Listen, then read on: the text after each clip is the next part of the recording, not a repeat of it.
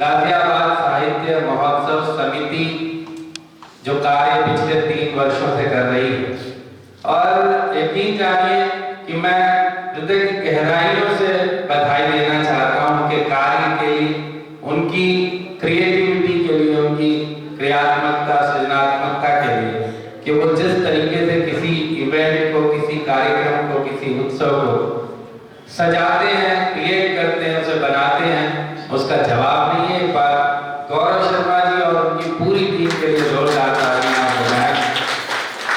पिछली बैठक में कही या पिछले कार्यक्रम में मेरा आना हुआ और उसका जो नामकरण था, उससे मैं इतना प्रभावित हुआ।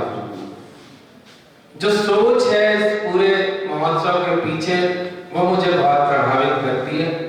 पिछली बार के इस आयोजन का जो शीर्षक था वो था रश्मि रथी, और तब मैंने उस आयोजन के नाम में 4 पंक्तियां की। बस बात मैं इससे शुरू करता हूँ कि रश्मियों के रथ पे चढ़कर हम वहां तक जाएंगे, रश्मियों के रथ पे चढ़कर हम वहां तक जाएंगे, आप सबके मन के घोड़े हाँ जहां तक जाएंगे, और देख लेना मातृभूखी रज को माथे से लगा, देख लेना मातृभूखी रज को माथे से लगा, हम जमीन पर पांव रखकर आसमान तक जाएंगे।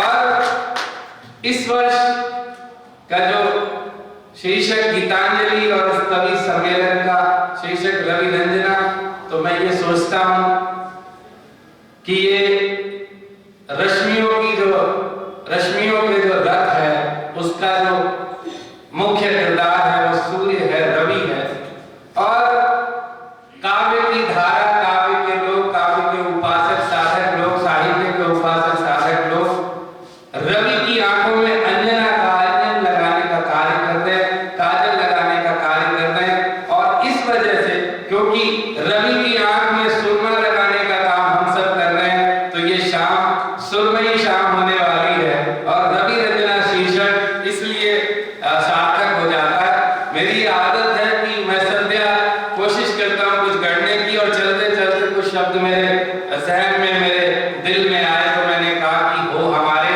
हृदय में उत्कर्ष की संवेदना, हो हमारे हृदय में, हो हमारे हृदय में उत्कर्ष पर संवेदना, और शब्द अर्थ और भाव की अभिव्यंजना, रवि रंजना। तो ये रवि रंजना कवि सम्मेलन शब्द अर्थ और भाव की उपस्थापना कर पाए, ऐसी भावना के साथ मैं इस कार्यक्रम का आगाज, उद्घाटन, शुरुआत करना चाहता हूं।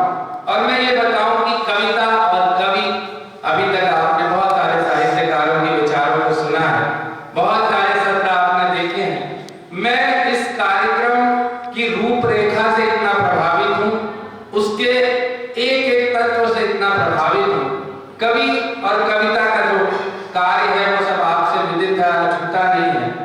मैंने कभी कहा कि वेदों की वाणी है कविता।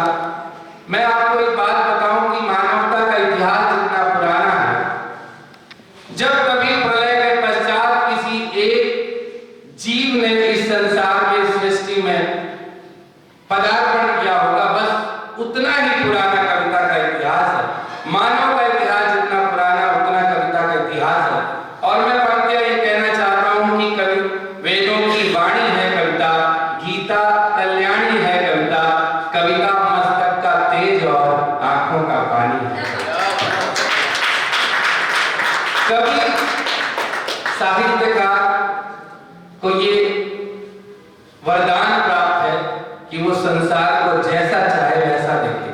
सामने राज देहलवी साहब बैठे हुए, मुझे ऐसा महसूस हो रहा, मेरे बड़े पुराने बहुत प्रारंभ के मित्र हैं, 2015-14 की बात हो, और ऐसे लोग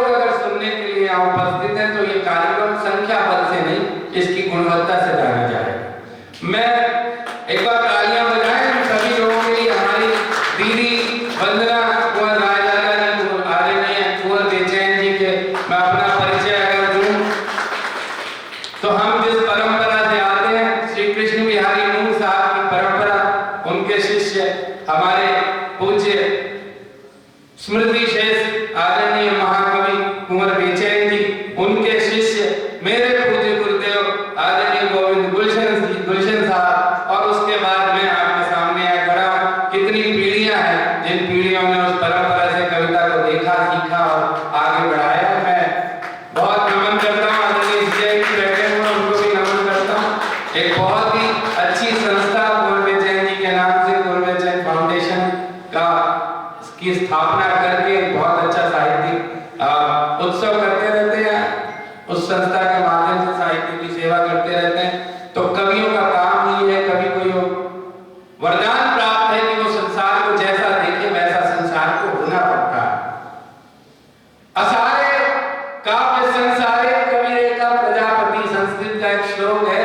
असारे काव्य संसारे कविरेका प्रजापति, यथास्मै रोचते विश्वम तथेदम परिवर्तते। जैसा विश्व